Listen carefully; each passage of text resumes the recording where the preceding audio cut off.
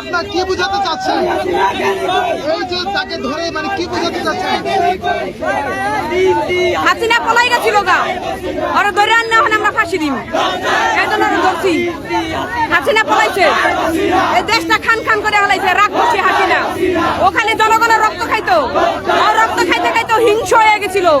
এই দেশের জনগণ, এই দেশের ছাত্র সমাজ ওরে হটাইছে। আজকে এখন আমরা দেশ স্বাধীন করলাম, আমরা দেশ স্বাধীন করলাম।